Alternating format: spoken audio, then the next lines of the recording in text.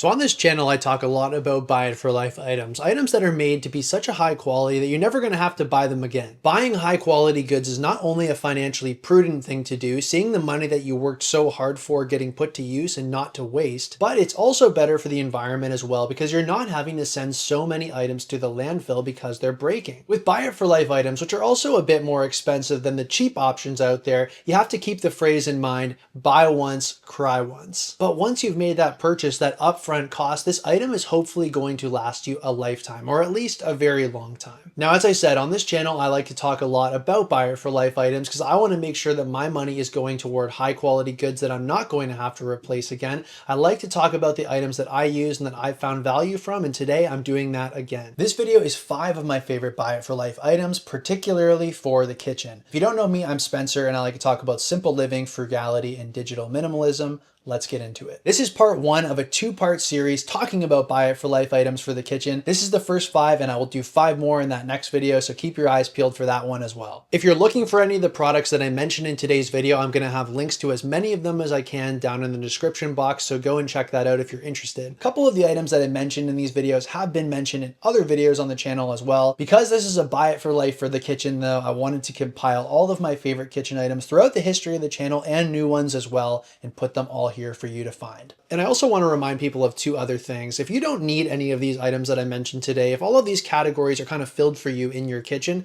then don't buy them. There really isn't any need for unnecessary consumerism, so if you have something that's working for you, keep using it. Second, wherever possible, try to buy some of these items secondhand. Many of my best buy it for life items were bought on the secondhand market on places like Facebook Marketplace. Not only am I saving a good chunk of money on these buy it for life items, getting it sometimes cheaper than the knockoff variant, but by buying secondhand, you're also lessening your impact because you're not needing an item to be produced in a factory and shipped to you for your use. But even if you do buy new, buying one of these buy it for life items is at least going to assure that you're most likely never going to need to buy it again, so that's a plus. So starting off with item number 1, we're going to start with the pots and pans, and that is going to take us over to France with the company Le Creuset. Now, Le Creuset was founded in 1925 in France by 2 Belgians. Now, I believe these guys were the first to create the enameled French oven, and that's something that I have right here. This is a variant of that. I have a smaller one here as well. These both belong to my girlfriend. Now, Le Creuset still makes all of their enameled cast iron in their original foundry in France. These are very high quality pots, and what is good about them compared to regular cast iron is this enameled coating. Having an enameled coating like this, it makes it so that you don't have to do the same type of maintenance that you would do on normal cast iron pots and pans. You don't have to worry about rusting in the same way. Also, because of the enameled coating, you can cook acidic foods in here and not have to worry about any flavors leaching either. That's a problem you could encounter cooking with regular cast iron in those cases. One of the downsides of enamel cookware like this is the fact that it can scratch and chip. Le Creuset does offer a limited lifetime warranty for all of their enameled cookware, but I haven't had any experience with that myself. In some of my research, it seems like you might have to have the original receipt, as in be the original purchaser, in order to claim the warranty. Though I have seen examples on Reddit where people had success claiming the Le Creuset warranty without any receipt at all. In my opinion, with companies that have lifetime warranties like this, they really should be standing behind all the products they make and shouldn't require a receipt for it. But if you're the original buyer and you hold on to your receipt, you should have no problem claiming that warranty. Definitely take a photo and back up your receipts as well. That's another good practice, so you don't have to worry about them fading on you. Sticking with the theme of pots and pans, we're going to move on to my second recommendation, which is Lodge cast iron. Now, I talked a bit about Lodge in my last video on buy it for life items, but I wanted to put it here too in case you hadn't seen that video, and if you haven't, check it out, it's linked above. Now, Lodge is a cast iron company who makes their pans in the USA, and they've been around since the late 1800s. Cast iron pots and pans like this are pretty old technology, so you can get them from a lot of different brands that have been made throughout history, but Lodge is the most common one that you'll see now, at least around North America. For a long time, I had never tried cast iron because I was a little bit intimidated by it, honestly. I had heard things about how you have to do something called season the pan and that you have to worry about it rusting, and that didn't really seem for me, especially as a younger man who wasn't very responsible. But a few years later, I found myself no longer wanting to cook with non-stick cookware, and that led me back to cast iron again. I bought my first Lodge pan used. It was an older one that I found on Facebook Marketplace. I believe it was a 12-inch pan. And pretty soon after getting that pan, I was pretty much hooked on cast iron and its brother or sister, if you want to call it that, carbon steel. Both of these types of pans are made with a bare metal that you just season yourself by putting oil on it over time. Now Lodge comes with what is called their pre-seasoning, which is kind of a rough coating which comes on the pan. I know this isn't really a good comparison in relation to food, but it kind of reminds me and feels like a spray-in truck bed liner. It's a little bit abrasive compared to the seasoning used on older cast iron pans, but I think Lodge put it there to help deal with careless customers who might not really know how to take care of cast iron yet. Overall, I've had a great experience cooking with Lodge cast iron over the years. I've kind of amassed a small collection of different Lodge pots and pans,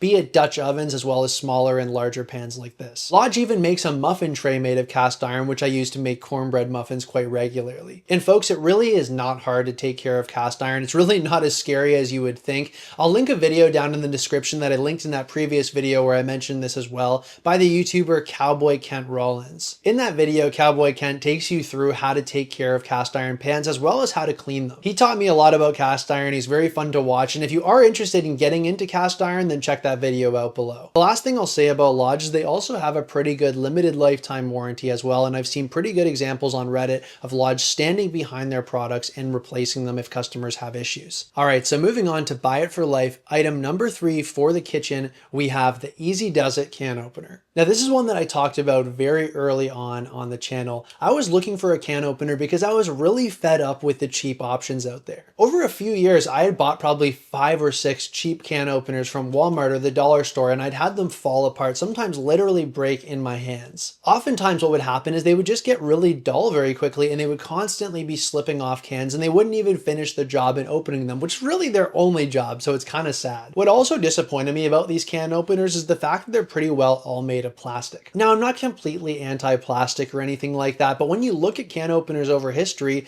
the ones that did really well and are still lasting today are sturdy metal can openers. So with that in mind, I went and looked around to see what options were available, and the first thing that I came across on the web was the company Swingaway. Swingaway is pretty much a household name over here, but unfortunately in the last few years, they've moved their operations overseas. Tale as old as time, really. So at that point, I thought there can't be any made in North America can openers left. That's until I heard about Ez-duz-it.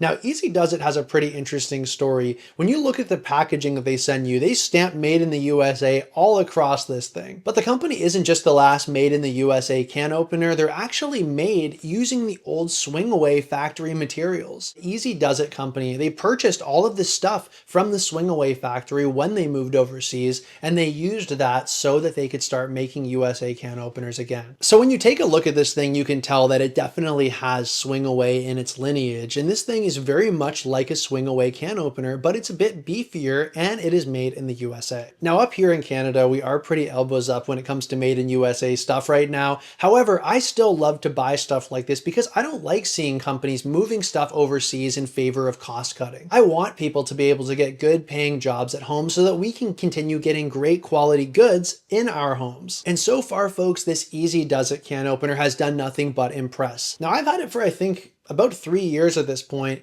and this thing looks almost as if it's brand new. There's a little bit of rust forming here around the cutting edge because maybe I haven't dried it quite well enough. I think that's the thing that's going to kill these can openers the most, is if you just put them away wet. But that has not stopped its cutting power one bit. I have never once had this thing slip off the can or fail to make the cut. It's got a kind of switchblade motion to it, which is pretty cool as well. Have that kind of outsider vibe, scare the cans a little. But honestly, jokes aside, I really do recommend the Ez-duz-it can opener. If you're looking for a good quality, made in USA can opener, this is really the only game in town, and I do recommend it. Alternatively, I will throw in a bonus tip for can openers as well. This little thing here, this thing I'm holding in front of me here is actually called a church key.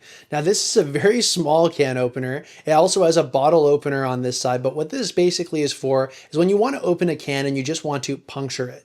That is what this thing does, and it does it very well. I bought this thing even before the Ez-duz-it can opener because I was looking for such a low-tech option that I was hoping that this could be my only can opener. And I would say this is not as good as the Ez-duz-it. It is not really easy to go all the way around the can and open it this way. It's kind of a brutal way to go, honestly. But if you just need to drain your can, you don't need to make a full open, this is a good way to go as well. It's a very cheap thing to pick up, so I'll throw it in the description as well if you want to grab one. Okay, so now moving on to the next buy it for life item for the kitchen that I recommend. This is one that I've talked about on the channel before. It's one of the earliest things that I ever talked about on the channel, and it's one that I still stand by and recommend today, and that is my Yeti Rambler mug. Now, I originally wasn't intending to mention this in this video series because, this company doesn't have any outstanding lifetime warranty with it or anything. It does have a plastic lid, but I did get a lot of comments from people on my previous Buy It for Life videos saying, what about your Yeti mug? How about your Buy It for Life Yeti mug? Isn't that Buy It for Life? I have no doubt that with a little bit of care, even like an iota of care, this thing is going to last me a very long time because this is a very robust, well-built mug. Like I said, when I started this channel, this was one of the first things that I ever talked about was reviewing this mug when I had first got it. This is the 10-ounce Yeti Rambler mug, and what really appealed to me about this thing was, first of all, the 10 ounces. I love that size. I really love the color as well. This is, I think, called Alpine Yellow. I think that's what they called this at the time. And I also like that it has a handle, and it's just like a standard coffee mug. For a long time when I was living that bachelor life on my own, this was my only drinking mug at the house. Especially for hot drinks, this was the only thing I would drink out of. And though today I do have some other mugs in my life, when I leave the house or go to work or particularly am on the road traveling, this is the mug that I'm bringing. This thing has been used and abused. It has a couple of scuffs on the bottom. There's a few small chips in the plastic from me dropping it hard a few times. The stainless interior also gets pretty stained up from coffee from time to time, but with a little bit of baking soda and steel wool, you can clean this thing back up to normal. Now, this is a stainless steel double-walled mug, and it's covered with this paint that is called Duracoat. As I said, I've dropped this unfortunately a few times since I've had it, and it does have a couple very, very small chips in the Duracoat, only right on the bottom, but like 99% of this thing is holding up just like brand new. The lid also comes with the MagSafe slider, which is Yeti's thing. It's a magnet that is attached basically, and it covers the hole where you drink out of. It's a cool design, and it makes it very easy to clean because you just pull the magnet off, but I will say the one downside of it is that it does make it easy to leak. If you tip this thing over, it's not fully going to spill on you, but it will start to dribble out pretty quickly. So this is not something you want to stick in a backpack with liquid in it because it will be trouble. There's a lot of claims about how long this actually keeps beverages hot for. I don't know. I've pretty much drank the beverage before it's ever gotten to the point that it's gotten super cold. Like, I would say at least 5 hours, you're still going to have something warm in here. I do think that this Meg slider lid probably does cause some level of heat loss, so that's probably where most of it is escaping from. But like, this is a 10-ounce cup of coffee. It's like, I'm not going to take 5 hours to drink this anyway, but when I have returned to it, it's usually warm. For me, this is a great cup. I love the handle on it. The 10-ounce size is perfect because I'm able to have that cup of coffee and fill it right up to the top. It's not like a huge cup that I'm only drinking half out of. The one downside is that even this cup is pretty large and it doesn't fit in most cars' cup holders. I'll put a link in the description to this obviously, but I'll also put a link for a cup holder expander, which is a product that I got when I got my Yeti cup to put in my car. Basically what it is a larger cup holder that fits inside of your smaller cup holder and allows it to accommodate the Yeti, including the handle. If you have any sort of big drinking vessels that you normally can't fit in your car's cup holder, that might be for you. So all in all, the Yeti has been pretty good for me. The knockoff competition, I've never tried those. They all look pretty good as well, but I would say that parts availability is going to be pretty much nil if you wanted to replace anything.